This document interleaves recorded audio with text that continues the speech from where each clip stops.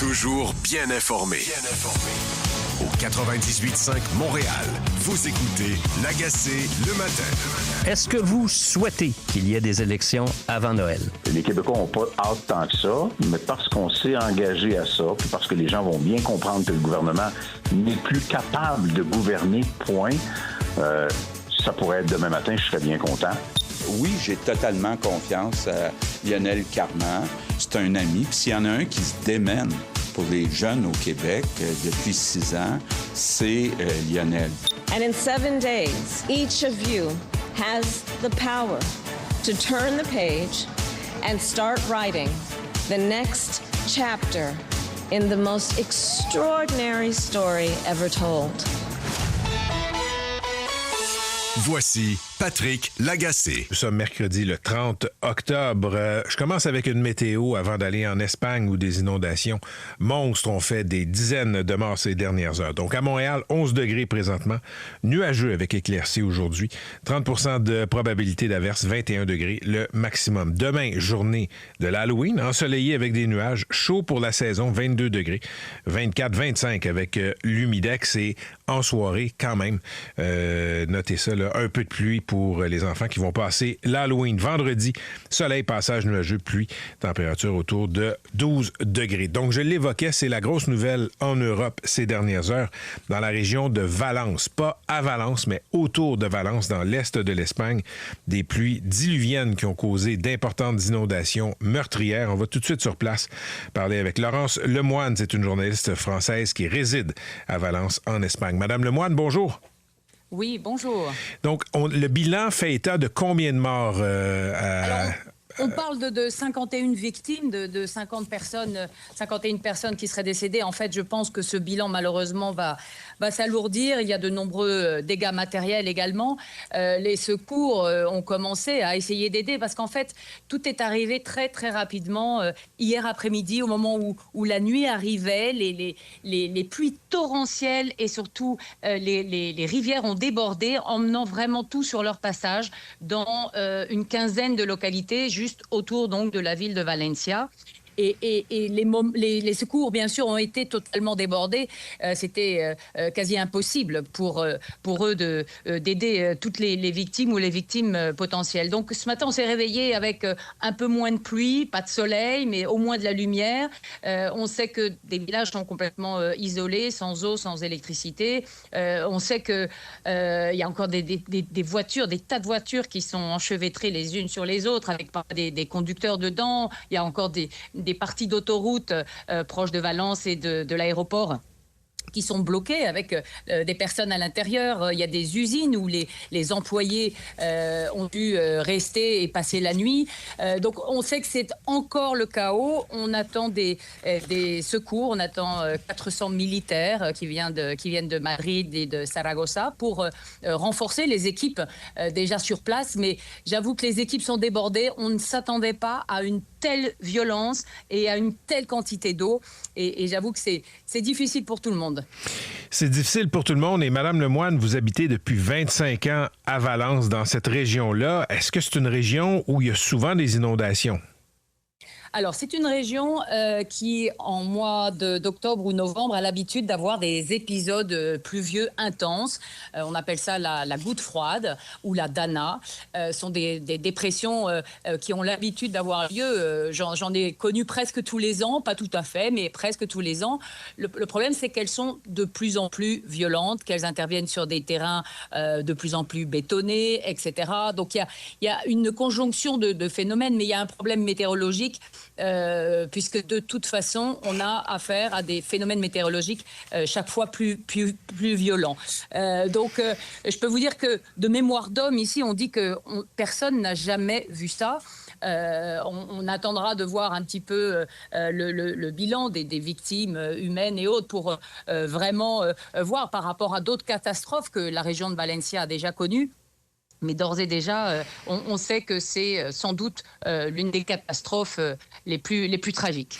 Madame Lemoine, merci. On va suivre la situation tout au long de l'émission. Merci beaucoup d'avoir été avec nous. Merci. Laurence Lemoine est journaliste française et réside à Valence, en Espagne. Les images sont terribles. C'est un classique avec les phénomènes météo extrêmes. Les rivières qui débordent de leur lit après des pluies intenses. Et là, il y a des coulées de boue, des coulées de pluie. Et ça emporte tout sur le passage, là.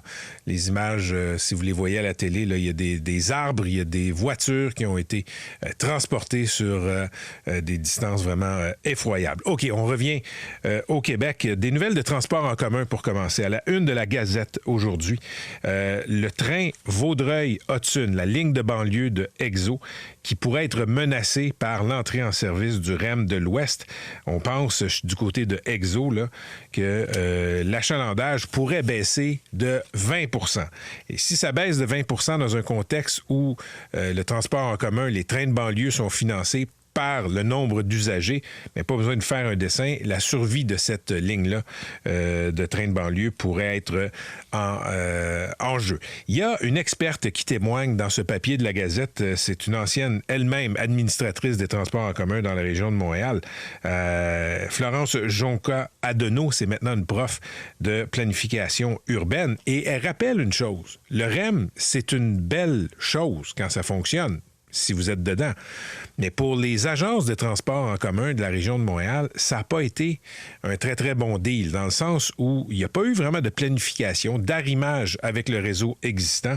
Et là, ce qu'on constate, c'est que ça cannibalise aussi le réservoir d'usagers du transport en commun. Donc, si vous prenez le train Vaudreuil-Hudson, ça se peut qu'il y ait des perturbations après l'entrée en vigueur du REM de l'Ouest. Et je reste sur le transport en commun. Vous pourrez lire ça dans le journal Le Soleil aujourd'hui. La remontée de l'appui au tramway de Québec n'a pas duré. Il y avait eu une éclaircie, si on veut, dans les sondages. Un nouveau sondage, là, somme Le Soleil FM 93, 514 répondants dans la ville de Québec. Là. 40 % des personnes sondées entre le 22 et le 27 octobre qui se disent maintenant favorables ou très favorables au projet de tramway. Et il y a 54 % des gens là, dans la région de Québec qui contestent et 39 % qui se disent même très défavorables. Donc, politiquement, on le sait, la volonté du côté de Québec, du gouvernement du Québec, a toujours été un petit peu chambranlante. C'est pas le genre de sondage qui va donner le goût au gouvernement du Québec, disons, d'être très, très courageux là, pour poursuivre le projet. Toujours sur les transports, on va avoir tantôt Yuri Rivet en entrevue. Il est de la firme de sondage Synopsis. On a sondé 1000 Québécois et sur leur perception du réseau routier, leur perception de l'organisation des transports. Et ce qu'on constate, là, c'est qu'il y a 50 % d'insatisfaits face au réseau routier. Sincèrement, j'aurais pensé qu'au Québec, la proportion, le pourcentage aurait été plus élevé. C'est 80 % d'insatisfaits à Montréal. Par ailleurs, les Québécois sont satisfaits du 0,08, la limite légale pour conduire un véhicule au Québec. Donc, le 0,05, même si les oppositions le réclament, même s'il y a beaucoup de voix qui réclament que le Québec commence à donner des sanctions à partir de 0,05, ben c'est pas très populaire dans la population. Aussi, on aura des données là, sur la popularité ou l'impopularité des pistes cyclables. Parlons maintenant de ce qui se passe aux États-Unis. Dans une semaine exactement, on va être au lendemain de l'élection présidentielle. Est-ce qu'on aura des résultats? Ça, c'est une autre histoire. On s'attend à ce que ce soit serré dans plusieurs États, à ce qu'il y ait aussi des contestations. Donc, bien possible qu'il n'y ait pas de résultats définitifs mardi prochain et qu'on attende quelques jours. Toujours est-il que le scrutin est dans 6 jours. Hier, à une semaine du scrutin, Kamala Harris, la candidate démocrate, était à Washington, à l'endroit même où, le 6 janvier 2021, Donald Trump a incité dans un discours évidemment, qui est passé à l'histoire, là, a incité ses partisans à marcher sur le Congrès, sur le Capitole, pour renverser les résultats de l'élection. Elle n'a pas répété le mot fasciste pour parler de M. Trump, mais elle a parlé d'un petit tyran. 75 000 personnes quand même qui étaient là de l'ellipse jusqu'au pied du monument de Washington, qui étaient là et qui l'ont écouté.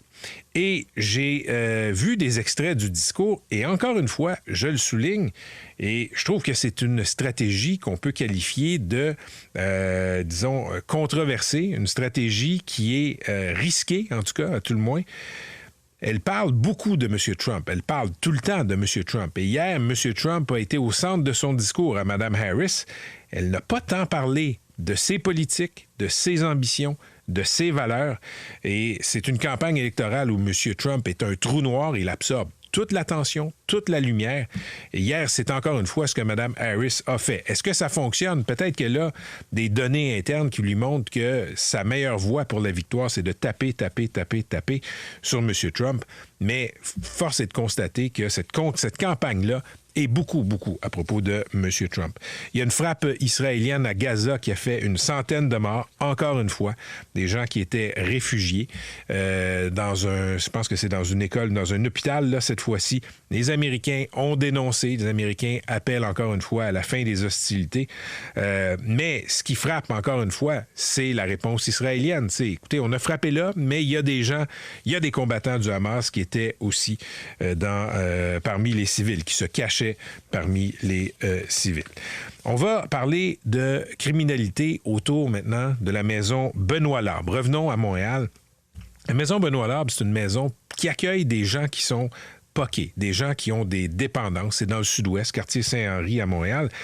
Ce qui est dénoncé depuis avant même l'ouverture de la maison, c'est ce que ça allait causer comme problème de vivre ensemble, d'incivilité, etc. Et tout ce que les résidents avaient anticipé, ça s'est produit. Bien là, les résidents ont mis la main sur un rapport du service de police de la Ville de Montréal qui montre une explosion de la criminalité.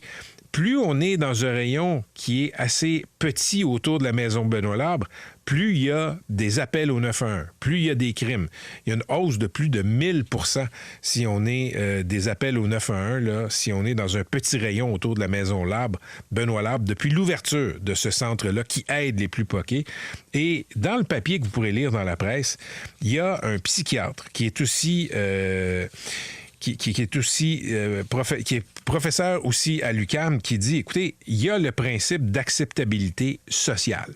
Et c'est important, évidemment, mais ce que Dr Emmanuel Stipp explique, c'est que ce qui se passe autour de la maison Benoît-Labre risque de nuire au concept même d'acceptation sociale des itinérants qui souffrent de problèmes de santé mentale. Et il dit, je suis pas sûr que l'installation d'un site d'inhalation ou d'injection adjacent à un parc de jeux pour les enfants et une école primaire soit le meilleur ingrédient pour l'acceptation.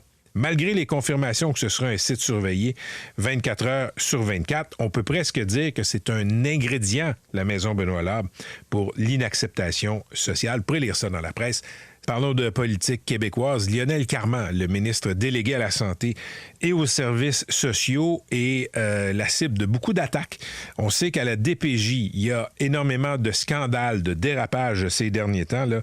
On n'a qu'à penser à ce qui s'est passé au centre de réadaptation Cité des Prairies. Il y a des enquêtes criminelles aussi, parce que des intervenantes, des éducatrices, ont eu des relations sexuelles avec des détenus adolescents. Donc, évidemment, ça met le ministre dans une position délicate parce que les insuccès à la DPJ se poursuivent. Et là, il y a la directrice nationale de la protection de la jeunesse qui a été démissionnée, entre guillemets. On lui a dit, tu démissionnes. Et M. Legault, le premier ministre, vous l'avez entendu un peu plus tôt, là, qui a dit, M. Carman ne va pas démissionner. Je ne vais pas demander sa démission, parce qu'il y a des gens qui disent que Lionel Carman n'est plus l'homme de la situation. On va nommer, là, c'est une nouvelle de Radio-Canada qu'on peut lire sur le site de la Société d'État. Véronique Prince, la journaliste, qui nous apprend qu'il y a nomination aujourd'hui d'une nouvelle directrice nationale de la protection de la jeunesse. Leslie Hill, c'est une femme qui a siégé à la commission Laurent. C'est une femme qui a, semble-t-il, qui va à contre-courant, qui n'est pas toujours très élogieuse envers le gouvernement. Donc, il y a peut-être quelque chose d'un peu atypique dans cette nomination-là. Elle a critiqué le gouvernement, elle a critiqué M. Carman dans le passé. Donc, c'est elle qui va remplacer Catherine Lemay. Parlons de politique fédérale maintenant. On le sait, le Bloc québécois a retiré son appui au gouvernement Trudeau. M. Blanchet qui voulait marchander son appui en échange de 2 concessions là, sur les pensions de vieillesse, sur la négociation de traités qui touchent l'agriculture, notamment les quotas de lait, il a retiré son appui parce qu'il n'a pas eu ce qu'il voulait. Sauf que maintenant, est-ce que ça veut dire que le gouvernement fédéral de Justin Trudeau va tomber demain? Le gouvernement de M. Trudeau ne va pas tomber demain. Et il y a une bonne chronique de Paul Journet dans la presse aujourd'hui qui explique toute la mécanique un peu absurde pour faire tomber le gouvernement. Là, je ne veux pas rentrer dans les détails parce que c'est un peu compliqué, mais le Parlement, présentement, est paralysé. Les conservateurs font de l'obstruction parce qu'ils veulent avoir certains documents sur ce qu'ils considèrent être un scandale. Le gouvernement ne veut pas donner ces documents-là, donc le Parlement est à l'arrêt. C'est un peu difficile de faire tomber le gouvernement quand le Parlement est à l'arrêt. Et quand on regarde le calendrier parlementaire, là, selon Paul Journet, c'est pas demain la veille que M. Trudeau va pouvoir tomber. Devrait passer l'hiver, devrait peut-être même voir la dernière neige. Parlant de M. Trudeau, la rébellion de ses députés contre lui n'est pas terminée. Moi, je pensais que c'était terminé, cette histoire-là. Mais il y a caucus aujourd'hui, et semble-t-il qu'il y a des députés qui vont demander un vote secret sur l'avenir du chef. Il y a une vingtaine de députés, je pense, qui ont signé une lettre, qui ont exprimé là, que M. Trudeau devrait penser à son avenir. Là, on veut y aller avec un vote secret. Et ce qu'on dit, c'est qu'avec un vote secret, là, les députés pourraient mieux s'exprimer. Les ministres pourraient mieux s'exprimer. Écoutez, vous me permettrez de dire que ce qui se passe avec la rébellion des députés libéraux, c'est pas un grand exemple de courage. Si tu penses que le chef fait plus l'affaire, puis que tu es prêt à le dire publiquement, donne-lui une conséquence. Si tu t'en vas pas, on va démissionner en bloc, on va siéger comme indépendant. Ça envoie un message. Après ça, si tu as besoin d'un vote secret pour évincer le chef, c'est parce que ta position n'est pas très, très forte. C'est parce que tu n'as pas vraiment envie d'expulser le chef. Donc là-dessus aussi, on a l'impression que M. Trudeau va survivre. Il sera question, parlant de politique fédérale, d'immigration un peu plus tard à l'émission. Mark Miller, le ministre fédéral de l'immigration, va être avec nous. On va parler de la baisse des cibles d'immigration d'Ottawa. C'est une volte-face que le gouvernement a fait après plusieurs mois et même années de critiques parce qu'on a ouvert les vannes. La question, c'est pas d'être contre l'immigration. La question, c'est est-ce que l'immigration, les politiques d'immigration actuelles servent bien nos besoins au Canada, au Québec? Et il y a un rapport de l'Institut du Québec là, qui a été publié qui montre que, pour l'instant, on a perdu le contrôle de l'immigration et ramené les cibles d'immigration, disons, à des seuils qui sont plus gérables, ça va faire mal à court terme. C'est une bonne idée à long terme, mais à court terme, ça va faire mal. Vous pouvez lire ça dans la presse aussi. Un mot sur la laïcité. Ça fait quelques jours qu'on n'a pas parlé de l'école Bedford. Là. Ce dossier-là s'est un peu calmé. Mais François Legault, hier, on peut lire ça dans Le Devoir, qui a rappelé qu'il veut s'attaquer en priorité à l'islamisation des écoles publiques. Il y a des problèmes dans certaines écoles. Il y a des problèmes dans certaines écoles à Montréal. On peut penser à Laval, semble-t-il, où il y a, disons, un débordement du religieux dans les écoles. J'ai dénoncé ça. Quand Valérie Leboeuf a fait ses reportages en 2023 sur la situation à l'école Bedford, c'est la première qui a tiré publiquement l'alarme, qui a donné la parole à des profs et qui a exposé ce qui se passait. C'est ça qui a poussé le ministre Bernard Drinville à déclencher une enquête. Elle l'a fait dans le cadre de l'émission que j'animais. Je trouve ça important de parler de ça. J'en ai parlé à ce micro il y a quelques jours, il y a quelques semaines. J'en ai parlé dans la presse. C'est important. Ceci étant dit, c'est pas le sujet le plus important en éducation. Je veux juste le rappeler. Je comprends que c'est un sujet qui est sexy, c'est un sujet qui est chaud, c'est un sujet sur lequel tout le monde peut avoir une opinion et parfois, face aux religieux comme ça, qui essaient d'endoctriner des élèves, de s'immiscer dans les classes, évidemment que ça nous choque. On est une société qui a mis le bon Dieu dehors dans les années 60.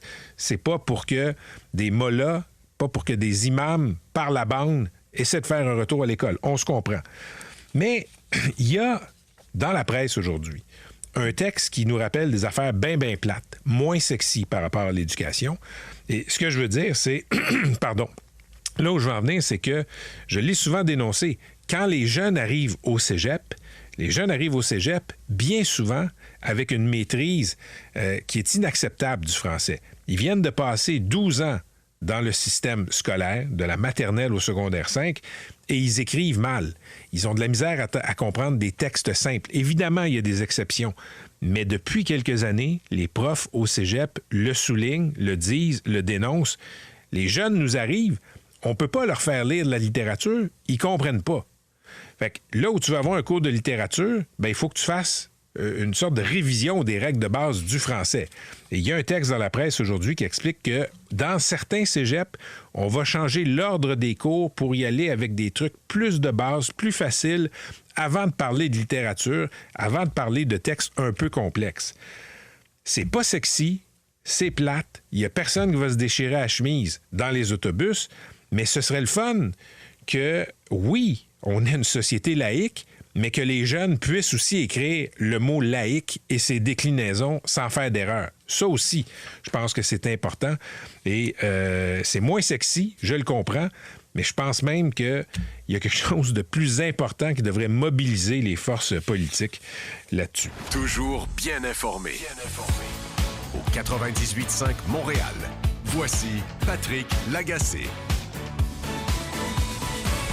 Dans les prochains instants, on va recevoir à cette antenne Mark Miller, c'est le ministre fédéral de l'immigration. Beaucoup de débats autour de l'enjeu de l'immigration. On sait qu'Ottawa a baissé la semaine passée ses seuils, ses cibles pour 2025 et 2026 sous une pression, il faut le dire, qui est généralisée. Parlons d'aide médicale à mourir. Le Québec, on le sait, est une société distincte dans plein de sphères de la vie au Canada et l'aide médicale à mourir ne fait pas exception.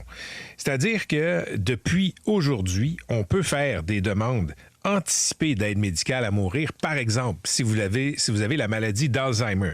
Anticiper, ce que ça veut dire, c'est que présentement, disons, vous êtes lucide. Vous avez toute votre tête, mais vous êtes atteint d'une maladie comme l'Alzheimer ou une autre forme de démence, par exemple, et vous ne voulez pas dépasser un certain stade de la maladie. Mais quand vous allez atteindre ce stade-là, bien, vous serez plus lucide. Au Québec, on a décidé d'encadrer ces demandes-là.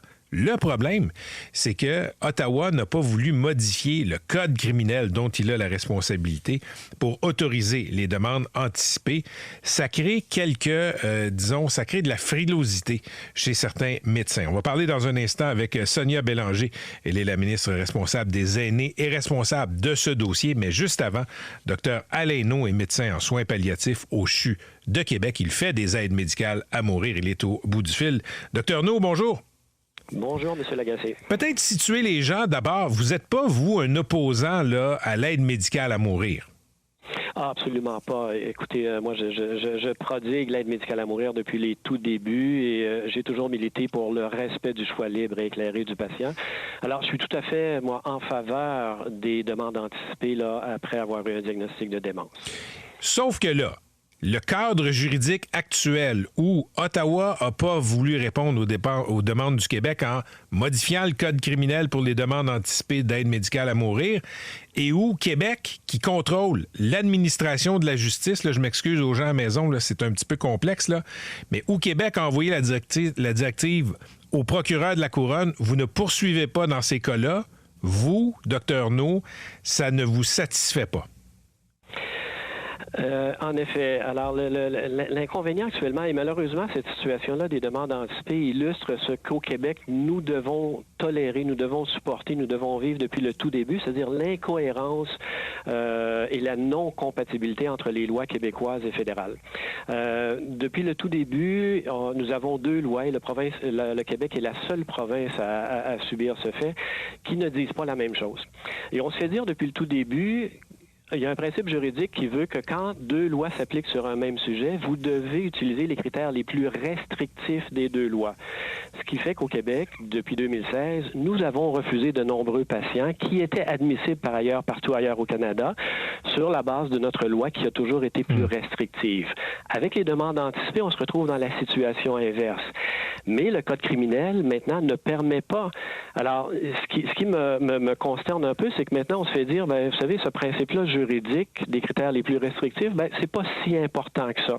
Et il suffit d'une directive, dans le fond, du ministre de la Justice au directeur des poursuites pour outrepasser ce principe-là et faites-le quand même. Mais il y a des gens qui sont frileux et en particulier, je pense à l'Association canadienne de protection médicale, qui est l'assureur responsabilité des médecins au Québec comme ailleurs au Canada, qui nous dit, faites attention, le code criminel ne l'autorise pas, au point où en février dernier, la CPM nous disait le 7 juin 2025 ou avant, on sait maintenant que c'est à partir d'aujourd'hui, les dispositions de la loi québécoise autorisant les demandes anticipées d'aide médicale à mourir entreront en vigueur. Néanmoins, même si la loi québécoise autorisera les demandes anticipées à partir de cette date, il sera interdit de prodiguer l'aide médicale à mourir jusqu'à ce que le Code criminel du Canada soit également amendé. Alors, vous comprenez, quand l'assureur responsabilité des médecins écrit ça clairement, ça donne une certaine frilosité. Dans votre cas, Dr. No, est-ce que vous allez prodiguer des aides médicales à mourir sur la base de directives anticipées? Écoutez, moi, je vais attendre d'être rassuré, d'avoir réponse à toutes les questions et que, comme médecin, nous ayons toutes les garanties nécessaires de protection juridique. Ceci étant, je pense qu'on peut dès maintenant quand même, pour les malades admissibles qui le souhaiteront, compléter les formulaires, sachant qu'il n'y aura pas d'aide médicale à mourir qui se fera dans le cadre des demandes anticipées la semaine prochaine. À partir du moment où les gens commencent à compléter des formulaires, les prochaines aides médicales à mourir auront lieu dans des mois et probablement des années. Donc, je pense qu'on va avoir le temps de clarifier tout ça pour sécuriser là, vraiment les praticiens qui vont être impliqués. Mais juste pour être clair, vous avez raison de le souligner, les gens qui vont remplir à partir d'aujourd'hui, qui vont commencer à remplir la paperasse pour avoir accès éventuellement à une aide médicale à mourir sur la base de directives anticipées, c'est pas la semaine prochaine qu'on va devoir prodiguer l'AMM. C'est dans 1 an, 2 ans, 3 ans, quand là, leurs conditions veulent le justifier. Mais si vos patients, dont vous aurez rempli la paperasse, Dr. No, arrivent à ce stade-là où ils veulent mourir, mais que Ottawa n'a pas modifié le code criminel, pour être clair, vous en ferez pas d'aide médicale à mourir comme ça. Dans le contexte actuel, si on n'a pas d'autres garanties supplémentaires, pour l'instant, je ne suis pas prêt à prodiguer l'aide médicale à mourir dans ce contexte-là. Maintenant, le message de l'Association canadienne de protection médicale a changé hier soir. C'est vraiment à la dernière minute où on a retiré la phrase là, il sera interdit de prodiguer l'aide médicale à mourir, mais on invite les médecins, et on écrit textuellement, les médecins qui ont l'intention d'accepter les demandes anticipées devraient communiquer avec la CPM pour obtenir des conseils pertinents. Okay. Et on écrit l'évolution des règles et des attentes en lien avec la situation du Québec pourrait aggraver l'incertitude existante entourant les droits et les obligations des médecins.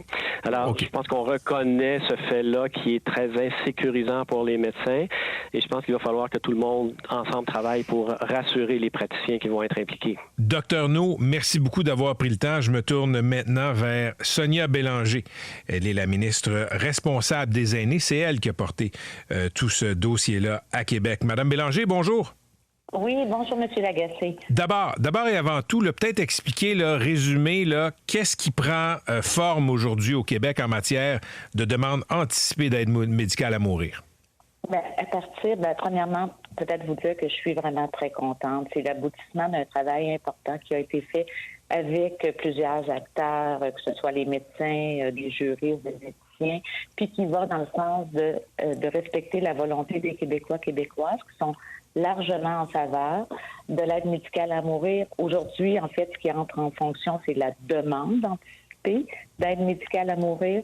Donc, pour les personnes qui ont un diagnostic menant à l'inaptitude, ces personnes pourront, dès aujourd'hui, bien sûr, toujours s'assurer d'avoir un diagnostic et puis d'être suivi et accompagné par un professionnel compétent, soit un médecin ou une IPS.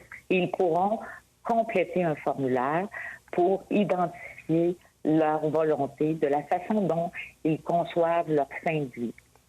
Parfait. Donc ça, c'est ce qui prend forme à partir d'aujourd'hui au Québec. Mais vous avez entendu, Dr. No, Mme Bélanger, il y a des médecins qui sont frileux parce que, justement, il y a une concurrence de droit entre Québec et Ottawa là-dessus.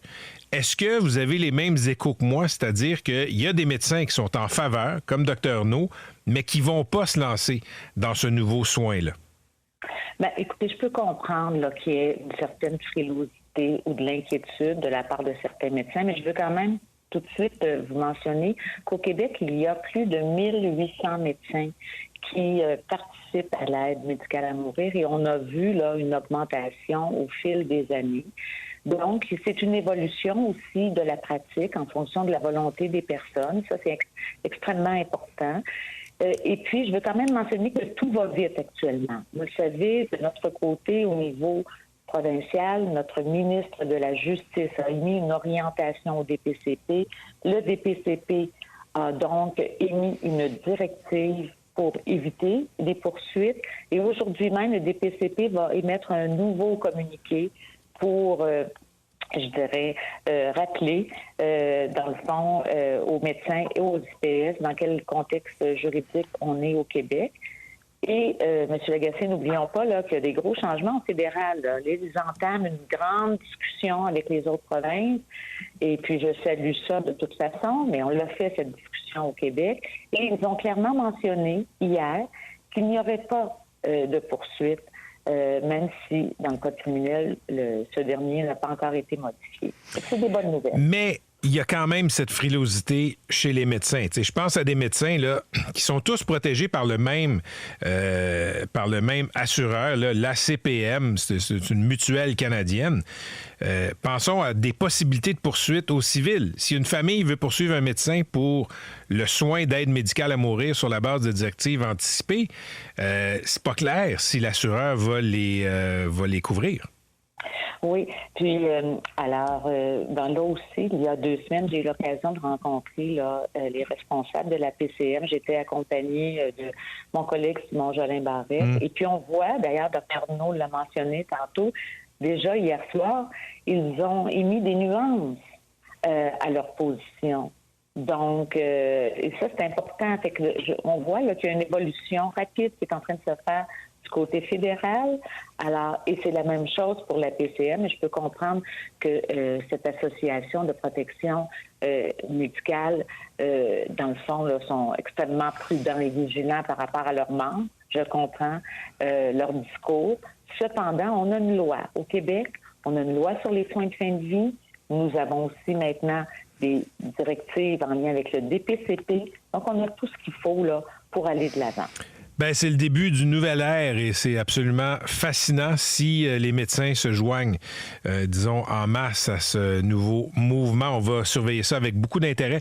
Madame Bélanger, merci d'avoir été avec nous aujourd'hui. Mais ça m'a fait plaisir. Bonne journée, M. Lagacé. À la prochaine. C'était la ministre responsable des aînés, Sonia Bélanger. Donc, moi, je me souviens, quand on a commencé les aides médicales à mourir, il y avait des obstacles. On était au début du processus. Et quand je parle d'obstacles, il y avait de la paperasse. On ne savait pas ce qui était admissible, pas admissible. Et on a fini par trouver comment faire. Et ça se fait très bien. Maintenant, c'est une nouvelle frontière. Les cas de démence comme ça, et vous le voyez, pas simple là, de régler les problèmes de juridiction entre Québec et Ottawa. Des commentaires francs et directs. Voici Patrick Lagacé. Je l'évoquais tantôt, là, le gouvernement Trudeau a annoncé la semaine dernière une baisse des seuils d'immigration permanente sur 3 ans. Dès l'an prochain, les cibles pour 2025 vont être réduites de 21 % au pays. C'est une volte-face parce que il y a 1 an et quelques, on avait maintenu ces cibles-là, même si un peu partout au pays, disons, il y a beaucoup de voix qui s'élevaient pour dire il y a dépassement de notre capacité d'accueil. Mark Miller est le ministre de l'Immigration du Canada. On l'accueille à l'instant. Bonjour, M. Miller. Bonjour, Patrick. M. Miller, vous êtes le ministre de l'Immigration. Je vais commencer par vous poser la même question que j'ai posée hier à Pierre Poilievre à cette antenne. Est-ce qu'il y a trop d'immigrants présentement au Canada? Moi, je pense pas, non. Je pense qu'on a un devoir, puis c'est ce que j'ai essayé de faire avec mon nouveau plan que j'ai présenté la semaine dernière, d'avoir un équilibre. C'est sûr qu'on peut se poser des questions, puis une responsabilité du fédéral, du Québec, une responsabilité du Québec, assumer le grand flux, le volume qui est venu au pays. Mais il y a du bon, puis il y a du moins bon dans tout ça. L'augmentation, ça a contribué au PIB, ça a contribué à rajeunir le marché du travail, ce qui est important pour un pays comme le Canada. Mais il y a un surchauffement dans plusieurs domaines, notamment dans un domaine qui est de juridiction partagée avec le Québec, dans les résidents temporaires, c'est-à-dire que les étudiants internationaux, les gens qui travaillent dans les champs, dans les unités de production. Depuis les dernières années, il y a eu un agrandissement énorme dans ce domaine. Et puis, comme gouvernement responsable, on se devait de proposer aux Canadiens une réduction. C'est ce que j'ai fait en début d'année. C'est ce que j'ai fait de la semaine dernière en ce qui a trait aux résidents permanents. OK, mais il y a un an, M. Miller, cette cible-là de 500 000 immigrants, vous l'avez annoncée.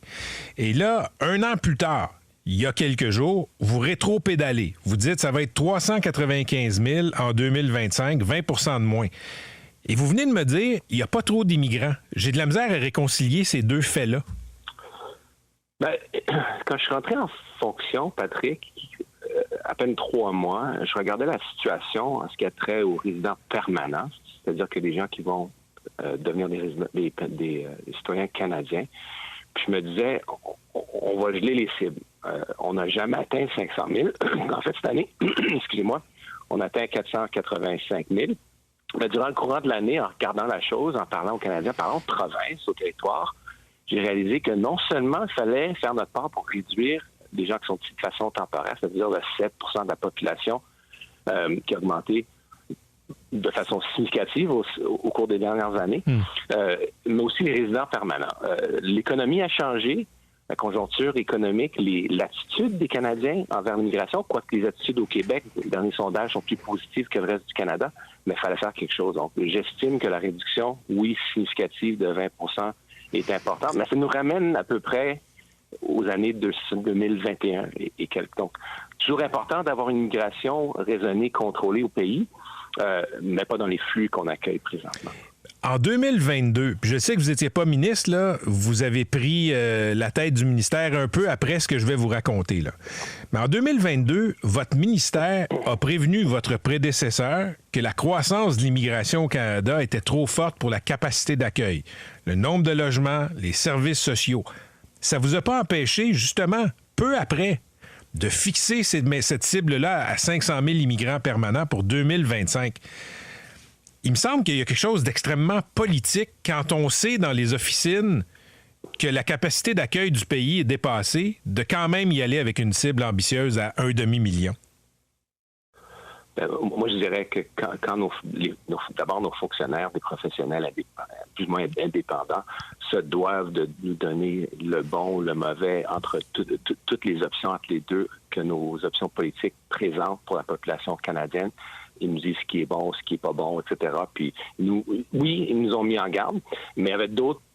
Mais vous les avez pas écoutés. Évidemment, non, c'est pas vrai, ça. On considère ce qu'ils nous disent, mais revenons à 2022, sortant de la COVID, une tempête quasi parfaite, une inflation, des problèmes avec la main-d'œuvre, de la pénurie de la main-d'œuvre, la conjoncture internationale des chaînes d'approvisionnement où on a des problèmes de faire venir des gens sortant de la COVID, une pénurie de main-d'œuvre, besoin des chambres des commerces qui nous disaient qu'il fallait plus de gens, donc on a agi. Je pense que ça a été bon, mais est-ce que ça a perduré trop longtemps? Je dirais oui. Et puis aujourd'hui, autant que l'année dernière où j'ai ajusté le tir avec des résidents temporaires, on ajuste avec des résidents permanents. Je pense que c'est la bonne chose à faire. OK, j'ai une petite question piège pour vous, M. Miller. Là. L'été passé, le taux de chômage en juillet était à 6,4 pour le pays. Le taux de chômage pour les jeunes immigrants récents de 15 à 24 ans était de combien? Bien, c'est toujours les jeunes immigrants qui viennent ici qui ont toujours un taux de chômage qui est plus haut. À 23 Puis c'est ça le défi. C'est pas une question de Canadiens contre les nouveaux. Non, c'est pas ça. Mais ce que je veux dire, M. Miller, c'est qu'à 23 de chômage chez les jeunes immigrants de 15-24 ans, 1 sur 4 qui vient ici, ben il est sans emploi. Bien, de un, il y a 60 de notre immigration qui est de nature économique. Donc, c'est un point fort, c'est une richesse du Canada. C'est sûr que les gens qui viennent ici ont toujours plus de problèmes à s'adapter. Puis c'est ça la réflexion qu'il faut faire comme société, c'est comment est-ce qu'on accompagne ces gens-là pour s'assurer qu'on arrime l'offre et la demande, pour s'assurer que les gens qui viennent ici peuvent intégrer le marché du travail, surtout les jeunes. On a besoin au pays d'avoir un marché du travail qui est jeune. On a une population qui est vieillissante, problème de fécondité, de reproduction de la population naturelle. Donc, c'est un défi de société. Et c'est ça l'affaire. Le volume, c'est une chose. Ça a été important en sortant de la COVID. On assume cette responsabilité, mais on a fait un devoir, puis avec Québec, il y a plus de responsabilités que les autres provinces, d'arrimer l'offre et la demande, pour s'assurer que ces gens-là puissent intégrer le marché du travail. Vous avez tout à fait raison. Puis ce qu'on essaie de faire, c'est de bien faire les choses. OK. Vous avez évoqué tantôt la perception de l'immigration. Je pense qu'on peut dire, sans se tromper, que votre parti, le Parti libéral, a un préjugé très favorable pour l'immigration, qui était en phase jusqu'à tout récemment avec l'opinion des Canadiens. Mais là, il y a un sondage Environix il y a 2 semaines qui a été publié et pour la première fois, M. Miller, première fois en 25 ans, il y a une majorité claire de Canadiens, 58 % qui trouvent qu'on admet trop d'immigrants. Là, c'est l'image de l'immigration qui est entachée. Et ma question, c'est quoi la responsabilité de votre parti, le Parti libéral du Canada, dans la mauvaise réputation qui est désormais faite à l'immigration? J'inviterais les gens à vraiment regarder ce sondage parce que c'est quand même un sondage détaillé. Vous verrez que les attitudes, notamment au Québec, sont plus positives que par rapport au reste du pays. Donc, c'est une chose qui est positive. Ce que les gens qui disaient, c'est que oui, effectivement, le flux était celui auquel les gens s'objectaient. C'est pas la notion d'immigration puis le fait que les immigrants ne contribuent pas à la société. C'est plutôt le flux puis le volume. C'est la raison pour laquelle dans la dernière année, j'ai regardé les choses au clair pour rectifier le tir et pour réduire les seuils de 20 %. C'est un travail qui continue pour chaque gouvernement de s'assurer qu'on fait les bonnes choses et d'écouter les Canadiens. Alors, ce que j'ai essayé de chercher cette année, Patrick, c'était l'équilibre. Le programme compte 6 à chaque année.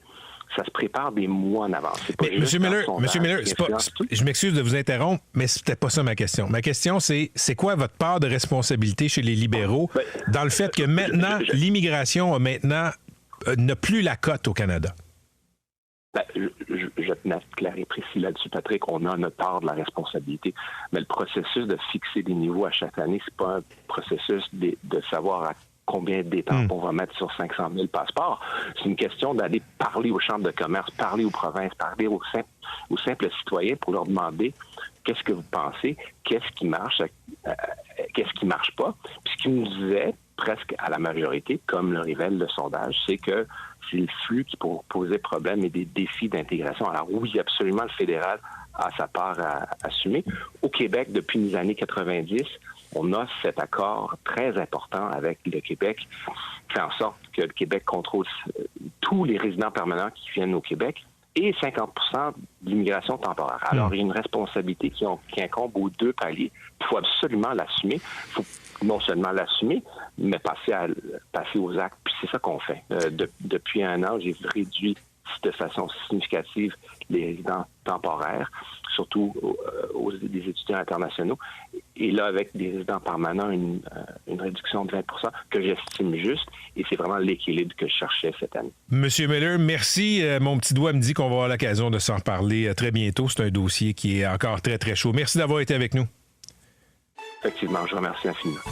Des commentaires francs et directs. Voici Patrick Lagacé. On parlait maintenant de politique américaine. Hier, à Washington, et le choix de cette ville-là n'était pas anodin, Kamala Harris a fait un dernier plaidoyer aux électeurs devant 75 000 personnes pour revenir sur cette soirée et aussi faire le point sur les plus récents sondages. Charles-Philippe David de la chaire Raoul Dandurand est avec nous. Charles-Philippe, salut! Bon matin, Patrick. C'est pas anodin que Mme Harris ait choisi ce lieu-là à Washington sur ce qu'on appelle, je pense, le Mall, là, dans ce coin-là, parce que Donald Trump avait fait un célèbre discours le 6 janvier 2021 après sa défaite aux élections. Exactement. L'ellipse, tout à fait à côté de la Maison-Blanche, était l'endroit que Donald Trump avait choisi le 6 janvier 2021 pour... disons les choses franchement, inciter à l'émeute.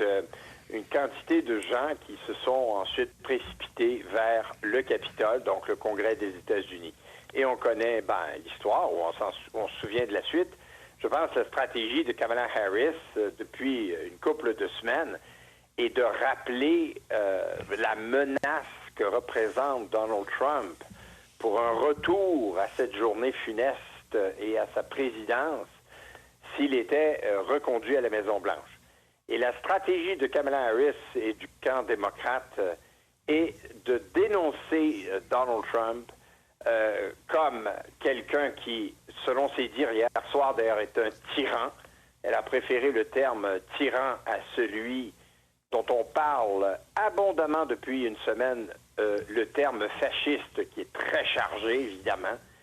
Mais en tous les cas, pour souligner le caractère autoritaire, la nature dangereuse que représenterait une nouvelle présidence Trump. Alors, la question qui tue, comme dirait l'autre, c'est est-ce que ça va fonctionner? Est-ce que Mme Harris pourra aller chercher quelques milliers de voix supplémentaires là où ça fait mal ou là où ça compte pour contrer Donald Trump? À cette question-là, on n'en a pas la réponse vraiment et on l'aura dans une semaine. Est-ce que, Charles-Philippe, c'est, à ton avis, une bonne stratégie de la part de Mme Harris de centrer son discours sur Trump, plutôt que ses ambitions, ses valeurs, ses politiques si elle est élue? Oui et non. Oui, parce que je pense que Joe Biden déjà avait eu raison de dire que c'est une élection qui portera sur l'avenir de la démocratie. On ne peut pas dire le contraire, franchement. Et non dans le sens où ça galvanise, ça mobilise encore un peu plus le mouvement MAGA et les pro-trumpistes pour, encore une fois, appuyer l'ancien président. Donc, je pense que c'est de bonne guerre de le faire. Mais heureusement, Patrick, hier, elle a quand même aussi présenté son programme politique. Elle a quand même parlé d'économie, elle a parlé d'immigration, elle a parlé d'aider les familles, elle a parlé du libre choix pour les femmes et l'avortement. Donc, il n'y avait pas qu'une dénonciation de Donald Trump, c'était quand même accompagné par un puissant discours sur le bobo à propos de Kamala Harris encore, apparemment, c'est que les gens ne la connaissent pas ou la connaissent mal. On pourrait dire que c'est un double standard face à Donald Trump. Et je pense qu'elle a quand même, hier, encore une fois, rappelé à tout le monde d'où elle venait, qui elle était et ce qu'elle voulait. Et donc là, franchement, quelqu'un qui écoutait ça ne peut pas se dire je ne sais pas qui c'est et pour qui je voterais si je choisis Kamala Harris. Donc, j'ai goût de dire en résumé, les dés sont jetés. Toujours pas prêt, Charles-Philippe, à faire un pari sur la victoire de l'une ou de l'autre? Ah non, moi j'ai jamais vu ça. Encore une fois, c'est ma 8e élection présidentielle et je n'ai jamais vu un match électoral comme celui-là qui a l'air de vouloir aller non pas en première période supplémentaire, mais en 6e, 7e période supplémentaire. Qu'il y a eu dans le passé un État, par exemple la Floride, souvenez-vous peut-être certains et certaines d'entre nous, en 2000, qui a posé problème pour l'élection de 2000. On a dit l'Ohio en 2004, par exemple. Mais là, on ne parle pas, Patrick, de 1 ou 2 États, on parle de 7 États et donc 7 bretelles d'autoroute par lesquelles l'un ou l'autre des candidats peut emprunter pour tenter de gagner la présidence. C'est donc une course totalement encore imprévisible qui se joue avec les mêmes chiffres qu'on s'est déjà dit à plusieurs reprises. Donc, en conclusion, ou bien un des candidats gagne confortablement dans la marge d'erreur, disons 4 États pivots mardi soir ou dans la nuit de mardi à mercredi, et c'est réglé. Ou bien les marges de victoire et les écarts sont tellement serrés que personne ne sera prêt à déclarer qui est gagnant et donc on en aura, je pense, pour plusieurs jours avant d'y voir clair. Alors, comment faire des prédictions dans une boule de cristal aussi enfumée que cela? Je lance le défi à n'importe qui. Excellent. Faites vous-même votre prédiction. Même chose, Charles-Philippe. Je gagerais pas un 25 sous américain sur le résultat. C'est beaucoup trop serré. J'aurais peur de me tromper et de perdre un petit peu de ma dignité là-dedans. Oui, et en plus, il faut savoir une chose. Même si les réseaux donnaient gagnant un ou l'autre candidat, je vais être le plus objectif possible, oui. Je crois qu'il y aura de la contestation. Et tant que l'un ou l'autre n'a pas concédé la victoire en appelant l'adversaire en disant « je concède la victoire » ou en annonçant publiquement qu'il ou elle concède la victoire à son adversaire, c'est une élection contestée, Patrick. Ce qui veut dire que on doit à ce moment-là prendre tous les moyens pour vérifier et revérifier les votes et on peut aller comme ça allègrement jusqu'à la date du 11 décembre qui sera la date butoir pour laquelle les États doivent remettre officiellement les résultats des élections dans chacun des États américains. Alors, imaginez une situation entre le 5 novembre, c'est mardi prochain, et le 11 décembre, toutes les contestations qui pourraient avoir lieu, si jamais, je ne le souhaite pas, si jamais l'écart entre les deux est trop mince dans plusieurs des États pivots qu'on a mentionnés abondamment et qui font en sorte que les avocats de Donald Trump ou ceux du Parti démocrate déposent officiellement des avis de contestation en cours pour forcer un recomptage dans certains comtés, voire à l'échelle nationale d'un État. Ce serait une période d'instabilité extrêmement grave et sérieuse, non seulement pour les États-Unis, mais pour le reste du monde, en attente de résultats officiels. Alors, écoutez, achetez beaucoup de popcorn et puis préparez des calmants parce que ça pourrait durer un bon bout de temps. Ce sera utile. Merci beaucoup, Charles-Philippe. On se reparle très bientôt. Je vous en prie, bonne journée. Des commentaires francs et directs. Voici Patrick Lagacé. Prochaine entrevue, Jean-François Gauvin est résident du secteur de la maison Benoît-Labre. C'est dans le quartier sud-ouest Saint-Henri à Montréal. Et on sait que cette maison qui accueille des sans-abri, des personnes intoxiquées, là, attire aussi beaucoup de gens qui causent des incivilités, qui commettent des petits délits, parfois des grands délits. Et là, on a pu mettre des statistiques sur ces délits. Monsieur Gauvin, bonjour. Allô? Bonjour. Monsieur Gauvin, vous avez mis la main sur un rapport du SPVM qui montre à quel point la criminalité a explosé depuis que la maison Benoît-Labre a ouvert ses portes. Qu'est-ce que vous avez découvert? Il y a notamment eu une augmentation des méfaits de 800 après l'ouverture de la maison Benoît-Labre par rapport au mois précédent. Ça, c'est une statistique qui nous a complètement stupéfait. On appréhendait une hausse des méfaits, mais c'est vraiment encore plus élevé que ce qu'on pensait. Puis en fait, la maison Benoît-Labre est supposée réduire les méfaits, alors on constate l'inverse. Il y a les crimes contre la personne, les crimes contre la propriété, les vols et tout ça. Toutes les statistiques sont en hausse, sauf le vol dans les véhicules, mais on rapporte vraiment souvent, par contre, des vols, des tentatives d'intrusion dans le quartier quand même, là. Des tentatives d'intrusion aussi, là. Les entrées par effraction, les vols, tout ça, là, ça a augmenté de façon nette, je pense. Là. Oui, exactement. Là, par exemple, les crimes contre la propriété, 67 par rapport à 29 dans le reste du quartier. Les crimes contre la personne, 93 d'augmentation par rapport à 18 dans le reste du poste de quartier. Donc, il y a une comparaison du quartier autour de la maison Benoît-Labre, 50 mètres, 100 mètres, 250 mètres. Là, puis on voit que les crimes sont très nombreux. Là. Ça, et dans un rayon de 50 mètres, là, donc collé sur la maison Benoît-Labre, c'est une hausse de 1967 Je m'adresse aux auditeurs, là, vous avez bien compris. Hausse de 1967 Ce document-là du SPVM, M. Gauvin, vous l'avez obtenu par une demande d'accès à l'information.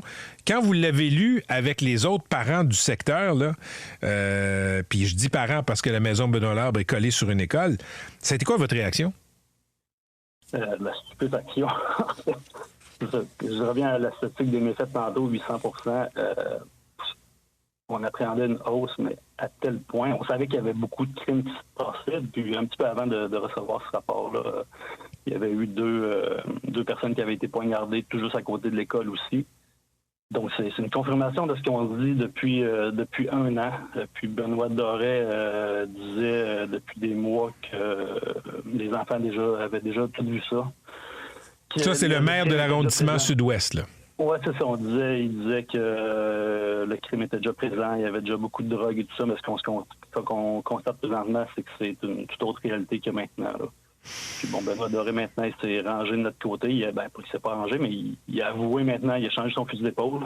Il veut maintenant des changements à la maison Benoît-Labre, mais là, ça fait plus d'1 mois que l'école est ouverte. Il n'y a rien qui se passe. Il va peut-être avoir un projet de loi au gouvernement du Québec par rapport à la distance, mais même s'il y a un projet de loi, qu'est-ce qu'on va faire avec la maison Benoît-Labre? Nous, ce qu'on voudrait, c'est qu'il y ait un changement, que ce soit des logements de transition, que le centre de jour déménage.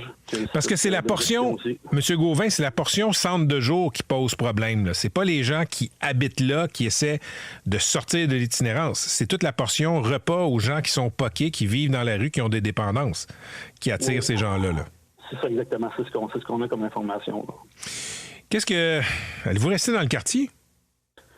Moi, je suis depuis le début dans la petite Bourgogne. J'étais peut-être à 500 mètres de l'école. Je suis déménagé quelques centaines de mètres plus loin. Question que mon fils change d'école. C'était déjà prévu qu'on déménage, mais on avait banni le quartier qui aurait fait en sorte que mon fils reste à l'école. Il y a d'autres parents aussi qui ont déménagé, là. J'ai souvent dit, M. Gauvin, qu'avant l'ouverture, là, il y a des gens qui protestaient dans le quartier. Vous en étiez, là, surtout les parents des enfants qui vont à l'école à côté de la maison Benoît-Labre. Je dis souvent, vous aviez anticipé tout ça, mais ce qui s'est passé, je pense que c'était pire que ce que vous aviez anticipé. Oui, exactement. En fait, on était plusieurs quand même à penser que lors de l'ouverture, il y allait tellement avoir de la sécurité, de la police et tout ça. Ça allait tellement être contrôlé que ça allait quand même relativement bien se dérouler dans les premiers mois. Ça allait être après, dans les mois plus tard ou dans les années après, quand il y allait avoir peut-être moins d'argent, mais finalement, c'est tout autre. Il y a eu le problème avec l'ouverture. L'entrée n'était pas encore prête et tout ça, mais finalement, c'est encore pire que ce qu'on pensait, là, dû à diverses raisons, là. Bien, bonne chance avec tout ça et merci d'avoir été avec nous, M. Gauvin. Bonne journée. Merci beaucoup aussi.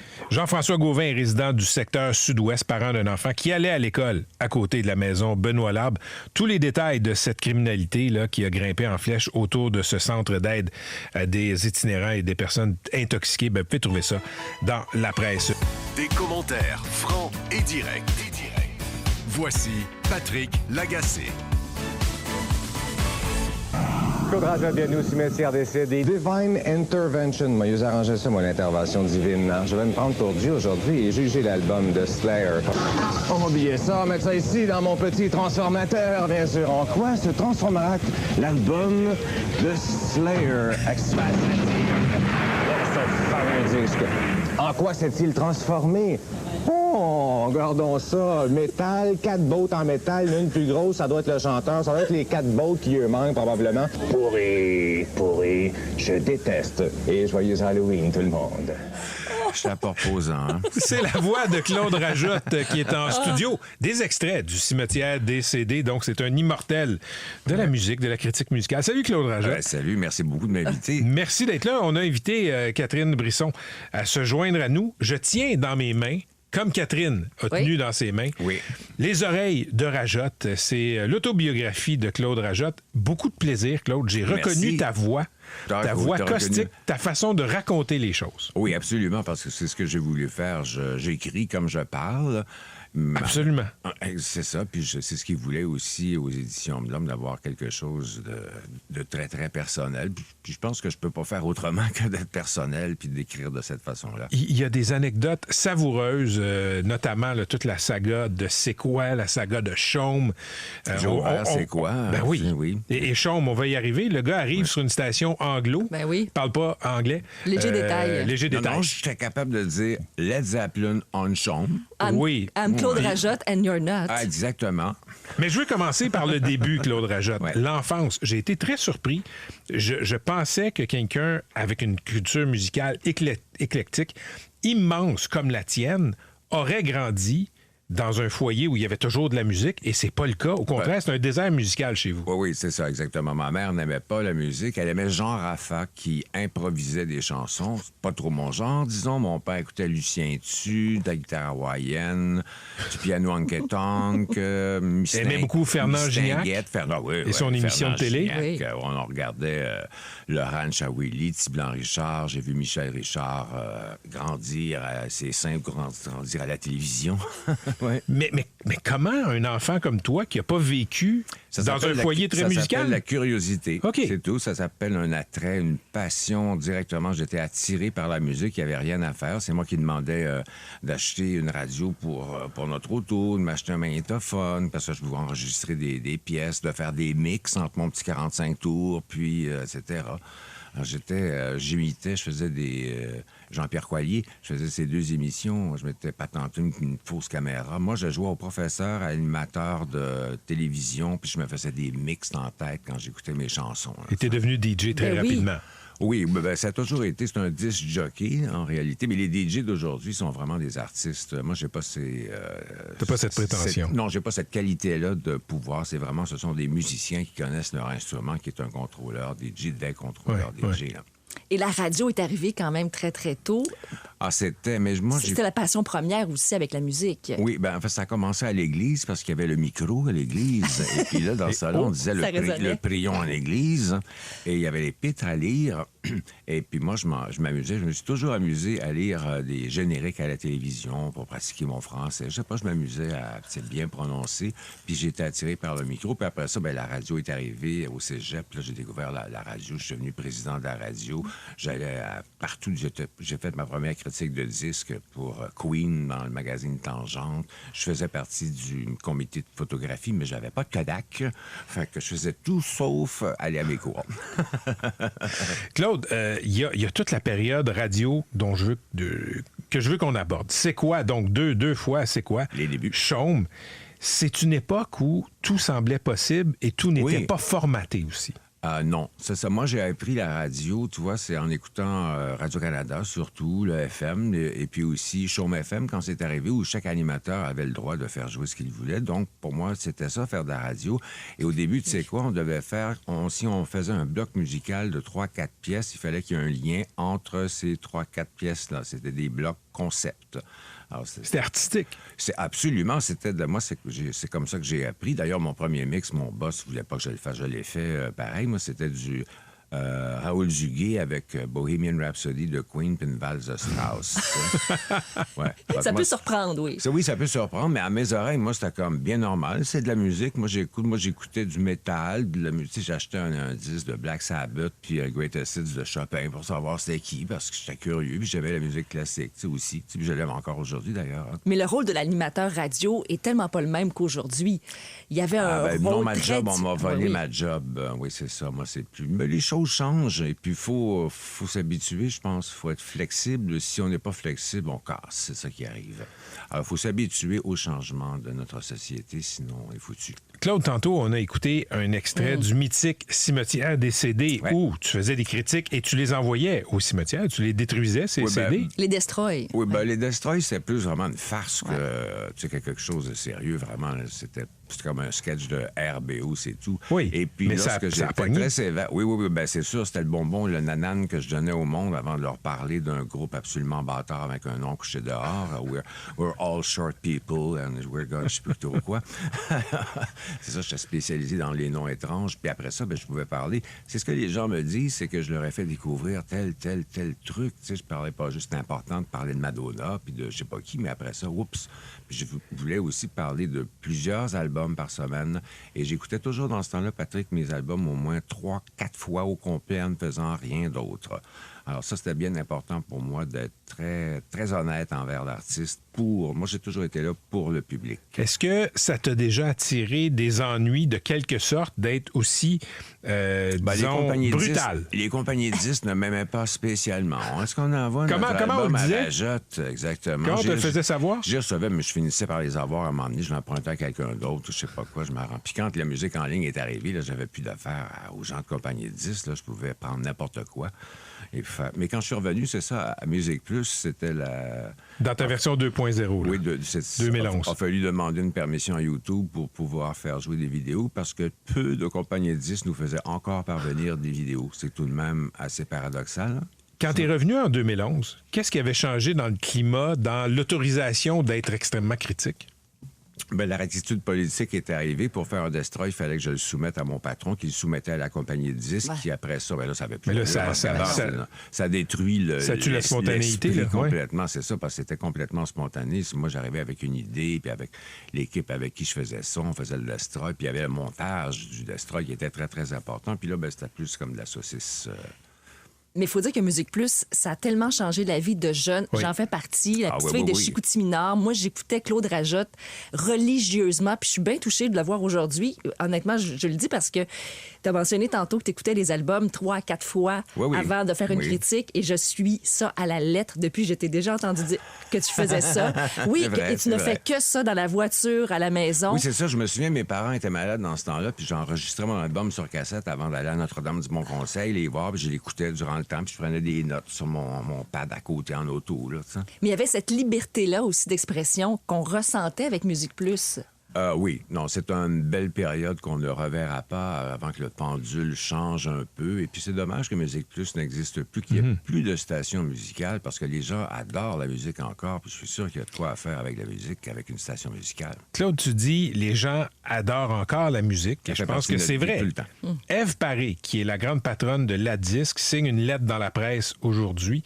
Et on le sait, là, c'est la semaine des galas de La Disque. Ouais.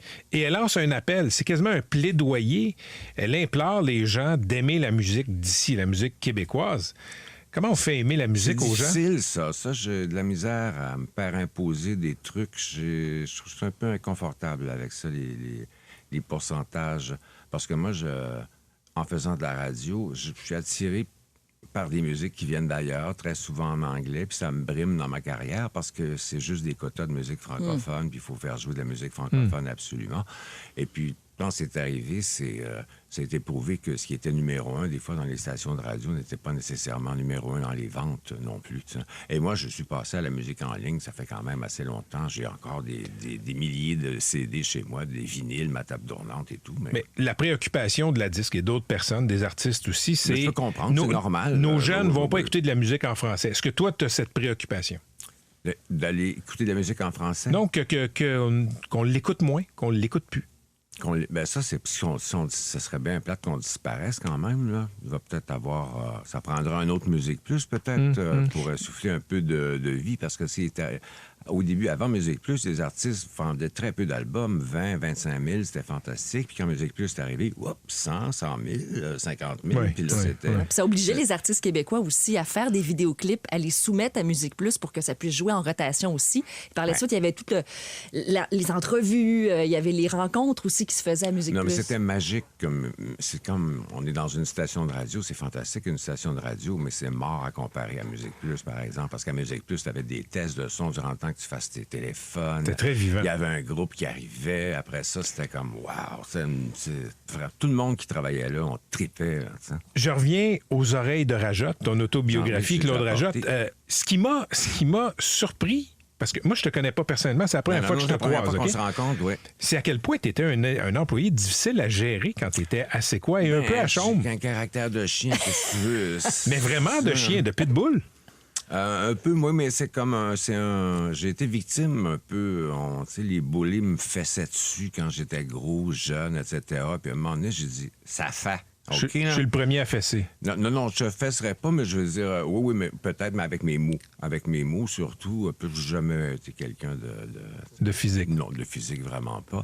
Mais mes mots peuvent faire très mal quand même. Et puis c'est ça, même si t'es mon boss ou n'importe quoi, c'est pas toi qui vas me parler comme un deux de pique ou c'est pas parce que t'es mon patron. Je suis un humain comme toi. C'est comme la fois quand j'ai rencontré Mélie Vanelli qui me traitait comme je sais pas trop quoi. Cette entrevue-là est mythique. Elle se retrouve dans les documentaires du groupe. Oui, effectivement, parce que c'est même du groupe. Oui, parce qu'on a vu par la suite qu'est-ce qui s'est passé avec la compagnie disque, leur producteur aussi, là, c'était la débandade pour ce groupe-là, mais cette entrevue... Mais c'est Rob Pilatus le problème, parce qu'il était toujours sur la coke tout le temps.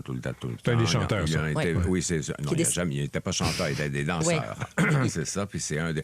Je me souviens, moi, je bitchais contre eux autres sans arrêt, puis le monde m'informait souvent, là, ils vont rapporter, ils sont obligés de rapporter leur Grammy. Fait que tu as été content de voir ça? Content. Je suis un peu déçu pour Fabrice, malheureusement, parce que lui, il était vraiment perdu, le pauvre, à côté de Rob Pilatus. Là, à l'époque, quand j'ai vu le documentaire, j'ai vraiment compris qu'est-ce qui s'était passé, puis c'était la drogue le problème. Puis il est décédé il y a quelques années, Rob Pilatus aussi. Hein, mais le show que j'ai vu après, il était très, très bon, par exemple. Hein. Ils avaient quand même du talent. Les tunes étaient d'excellents danseurs. Là, ça bougeait dangereusement. La foule était sûre. Et moi-même, j'étais surpris d'aimer ça. Les tunes sont bonnes, quand même. Mais c'était du préfabriqué. Mais c'était pas eux. Non, c'était pas eux autres. Ça. Mais est-ce qu'aujourd'hui, on pourrait confronter un artiste comme on le faisait à l'époque, comme tu le faisais à l'époque? C'est-à-dire qu'il y avait vraiment du rentre-dedans. Je me rappelle le chanteur de Blind Melon aussi qui était arrivé à Musique Plus. Ça, c'était Denis Talbot qui l'avait interviewé. Oui, exact. Puis qui répondait pas du tout aux questions, mais j'ai l'impression Lui aussi avait un problème de consommation. Pas mal. Il est décédé aussi, là, si je me trompe pas, mais il reste que... Jane Simmons avec Paul Sarrazin aussi, qui l'a traité comme un 2 de pique, là, comme si c'était... Mais de retourner là... Aujourd'hui, on dirait qu'on ferait pas ça, qu'on n'oserait pas, on dirait. Il y a comme une espèce de relation différente. À la télé française aussi, ça a pas mal changé. Les premières fois que je regardais la télévision française, je voyais des chaises passer.